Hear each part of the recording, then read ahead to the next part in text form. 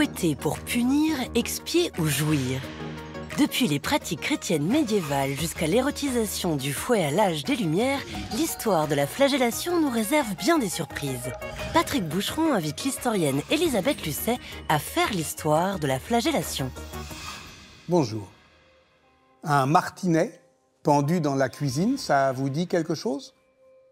Mais je vous préviens, c'est un marqueur générationnel et national. Si vous dites oui, vous avez toutes les chances d'être un Français, et un Français né dans les années 1960. Un foyer français sur 2 était alors équipé de ce petit fouet familial pour corriger les enfants. Et on les vendait dans les quincailleries, comme chez les marchands de jouets. Il existe donc bien une histoire de la punition corporelle qui puise aux sources chrétiennes de nos sociétés, valorisant la pénitence comme acceptation de la souffrance. Car, vous allez le comprendre, la flagellation est d'abord au Moyen-Âge une auto-flagellation. Avec le mouvement des flagellants au XIIIe siècle, cette pratique de mortification sort du secret des cloîtres monastiques pour s'exposer dans l'espace laïque des villes. C'est Elisabeth Lucet, historienne du pouvoir de punir dans le gouvernement de l'Église, qui nous en raconte l'histoire aujourd'hui. Une histoire pimentée qui se projette sur l'écran de nos imaginaires. Nous sommes en 1957 et cette séquence du 7e saut d'Igmar Bergman marque les esprits d'un grand nombre de spectatrices et de spectateurs. Fresque médiévale suédoise où les époques de la fin du Moyen-Âge se confondent, ce film unique dans l'histoire du cinéma met en scène une pratique expiatoire très précise, la flagellation en public. Captée dans un noir et blanc et une mise en scène somptueuse, cette pratique est bel et bien médiévale et en quelque sorte spectaculaire. C'est le but. Mais nous sommes là face à des images, face à un film, et tout n'est pas si simple. Alors quittons le cinéma et revenons à l'histoire. De quand date cette pratique surprenante? Et que nous dit-elle de l'époque médiévale? Il faut pousser la porte d'une petite église, en Italie, à Pérouse plus exactement, la Chiesa di San Bevignate, pour découvrir, en levant les yeux, une série de fresques. Un peu fatiguées, effacées même, ces images représentent les premiers flagellants. Des flagellants, ce sont leurs noms, comme ceux que l'on peut voir dans le film de Bergman. Qui sont-ils? Si nous sommes dans cette église, c'est parce que c'est ici, à Pérouse, que le mouvement des flagellants apparaît en 1260. À cette date, les cités italiennes sont en proie à un conflit féroce entre les partisans du pape et de l'empereur, et les famines s'enchaînent. À Pérouse, un père de famille, un laïc, Raniero Fasani, décide de mener une procession expiatoire. Nombreux sont ceux qui, ce jour-là, descendent dans les rues, torse nu, chantant des louanges à Dieu et à la Vierge, et qui, jusqu'au sang, se fouettent le dos, les flancs, les épaules. En quelques mois, cette pratique gagne une grande partie de l'Italie, puis une partie du nord de l'Europe. Comment expliquer ce phénomène? L'apparition des flagellants doit être replacée dans le contexte de la réforme religieuse que connaît l'Europe au XIe siècle et que l'on appelle la réforme grégorienne. L'autoflagellation est d'abord pratiquée dans les monastères. Pour les moines et pour les religieuses, elle est un moyen de manifester leur mépris du monde et du corps. Il s'agit tout à la fois de punir, de discipliner la chair et de lutter contre la tentation à titre préventif.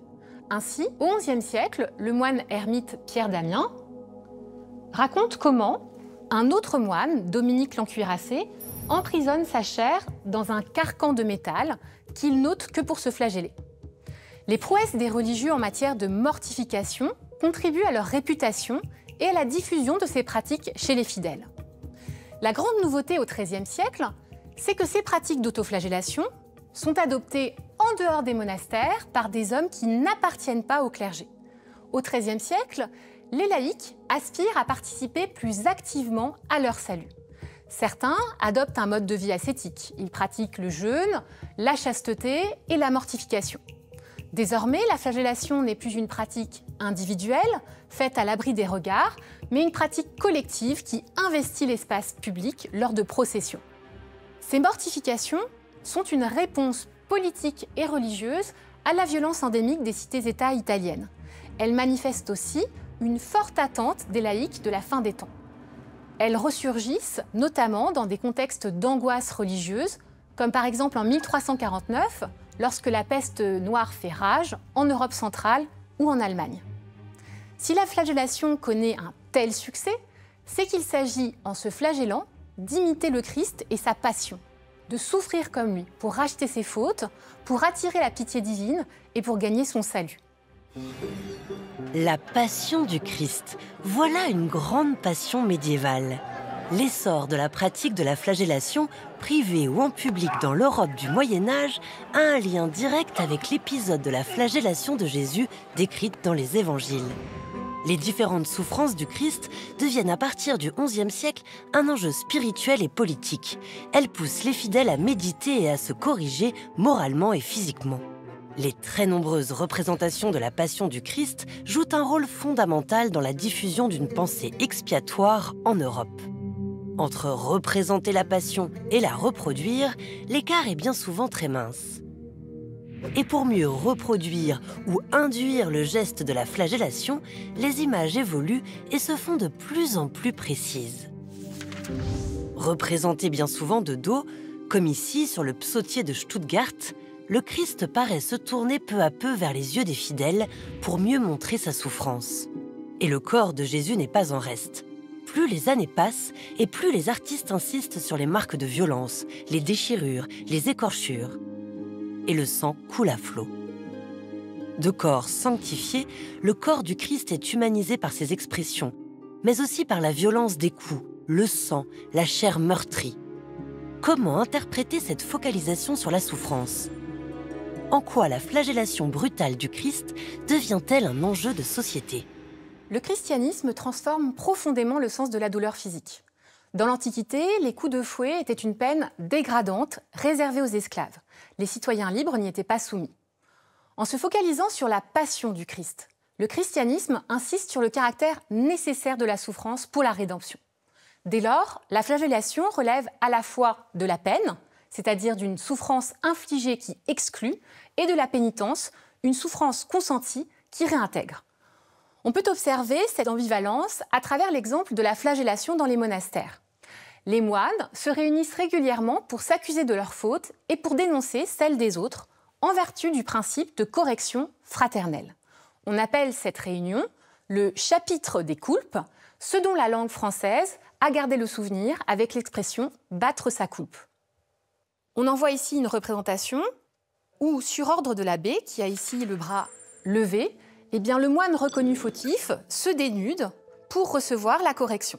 Cette correction n'est pas infligée par le supérieur lui-même, mais par un autre membre de la communauté qui tient ici un branchage. Et cette flagellation n'est pas quelque chose qui se fait dans le secret, mais qui se fait collectivement sous le regard des autres membres de la communauté.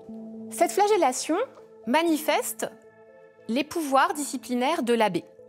On retrouve donc ici une représentation plus tardive du XVIIe siècle où l'abbé, encore une fois le bras brandi, ordonne la correction donc de plusieurs moines et l'on voit plusieurs instruments de pénitence et de flagellation au premier plan de la gravure. Instruments de correction et d'éducation, le fouet ou ses dérivés comme le martinet en France étaient utilisés dans les monastères mais aussi à l'école ou encore dans les foyers pour corriger les enfants. Oh les enfants, dites-moi, où est-ce qu'il y a Madame Marage ? La dame qui fabrique les martinets ? Oui, oui. Oh ben elle est là-bas. Faisons un saut dans le temps avant de retourner dans les monastères médiévaux, car le martinet en France s'inscrit dans un temps long, très long. En 1969, la télévision française allait à la rencontre de la mère Fouettard, une des dernières artisanes à fabriquer à la main les martinets destinés à corriger les enfants. Il y a encore beaucoup de parents qui se servent de martinets, à votre avis ? Mais je pense qu'on en voit pas mal, alors je pense qu'ils servent. Au point de vue technique, un bon martinet, qu'est-ce que c'est ? C'est un bon manche en bois, bien solide, auquel on ajoute des belles lanières assez longues qui épousent la forme des petites fesses et pop. Les instruments de flagellation sont d'une grande diversité. Martinet pour les petits-enfants en France, bâton, branchage. Dans les monastères, le fouet prend le nom de discipline. Les règlements monastiques en décrivent de plusieurs sortes. Il s'agit généralement d'un petit fouet qui est fait de cordes nouées ensemble. Mais aussi, c'est peut-être des lanières de cuir ou de crin, des chaînes ou encore des verges, des ronces, des orties ou des chardons qui lacèrent les chairs. Nous en avons ici un exemple avec une discipline qui provient du couvent des Clarisses d'Alençon et qui a été fait à la fin du XIXe siècle ou au début du XXe siècle. Cette discipline, elle était appliquée sur le haut du corps et on avait parfois des tuniques qui permettaient uniquement de se dénuder le haut des épaules, le dos, pour recevoir la flagellation. Cette flagellation, elle manifeste l'austérité des ordres religieux. Et il faut comprendre que les séances d'autoflagellation dans la cellule, comme celle par exemple que s'inflige l'abbesse cistercienne Edwige en Allemagne, donc ici elle est dans un espace isolé, seul, et elle s'inflige donc l'autoflagellation. Ces séances d'autoflagellation individuelles dans la cellule redoublent les fustigations au chapitre des coulpes, mais également des flagellations qui peuvent être faites en groupe. Ici, on voit comment donc Edwige reçoit des coups d'une autre moniale, d'une autre religieuse, qu'elle reçoit sur le dos, et l'on voit les plaies qui sont imprimées dans sa chair. Cette flagellation est une véritable routine de purification qui est pratiquée dès l'entrée du monastère. Il n'est pas rare qu'une discipline soit distribuée aux novices. Donc ces religieuses ou ces religieux qui arrivent au monastère mais qui n'ont pas encore prêté leur vœu. Cette flagellation, elle est encensée comme une marque de ferveur religieuse. On le voit ici avec le cas de Catherine de Sienne, qui est en train donc de se flageller, imitant parfaitement le Christ dans sa nudité et dans ses plaies. Les religieux, mais surtout les religieuses, rivalisent pourtant d'ingéniosité pour accentuer la douleur et pour l'endurer de façon héroïque. C'est une façon de tester sa ferveur que d'être capable d'endurer les coups. Ils perfectionnent leur fouet en ajoutant aux extrémités des morceaux de métal coupant, c'est ce qu'on appelle des rosettes, des bouts de verre ou des clous. On sait notamment que Sainte Thérèse d'Avila est décrite par ceux qui ont raconté sa vie de sainte en train de se fouetter avec des clés, des aiguilles ou des instruments coupants. Et de la sainteté à l'extase, il n'y a qu'un pas. Un pas qui va être franchi peu à peu dès le XVIIe siècle. La flagellation dompte la chair et peut dans le même temps en aiguiser les appétits. Se fouetter peut même, selon un médecin luthérien, Johann Heinrich Maibaum, corriger l'impuissance masculine et favoriser l'éjaculation. Dans le même temps, les théologiens comme Jacques Boileau s'interrogent sur le but réel des flagellations religieuses. Au bout du compte, les flagellants n'étaient-ils pas à la recherche d'un certain plaisir sexuel ?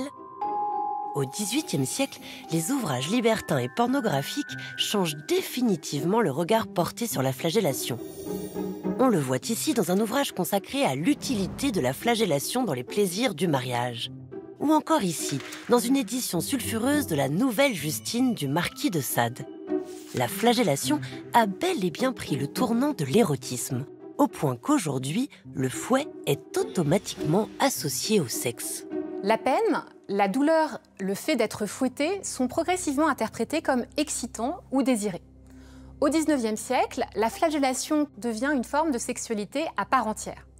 On ne fouette plus seulement pour stimuler les sens, mais pour le plaisir même causé par la douleur et par son administration. Le BDSM a d'abord été considéré comme une sexualité perverse et pathologique.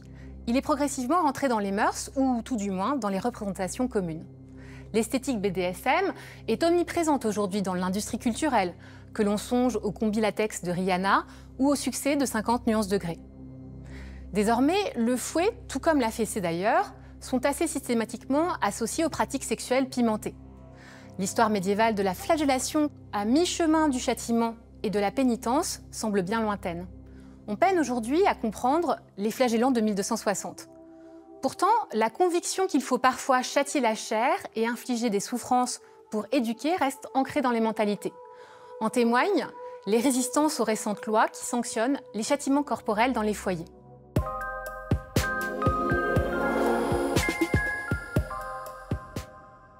Qu'on la supporte ou qu'on l'inflige, la douleur a une histoire. Avec la flagellation, on suit toutes les étapes de l'imitation du Christ, des clercs aux laïcs, des hommes aux femmes.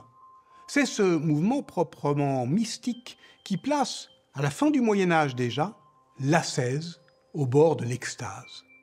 Voici pourquoi l'érotisation de la correction trouve ses origines dans le christianisme.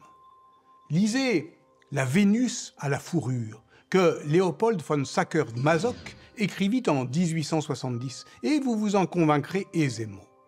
Esclave volontaire d'une maîtresse nommée Wanda, le héros du roman conjugue son masochisme, le nom vient de là, avec le puritanisme de sa culture chrétienne, non exempte d'ailleurs d'une profonde misogynie. Avec lui, et avec les adeptes des pratiques sexuelles alliant domination et soumission, sous l'acronyme BDSM, le fouet trouve un nouveau rôle dans l'économie des plaisirs. Au revoir.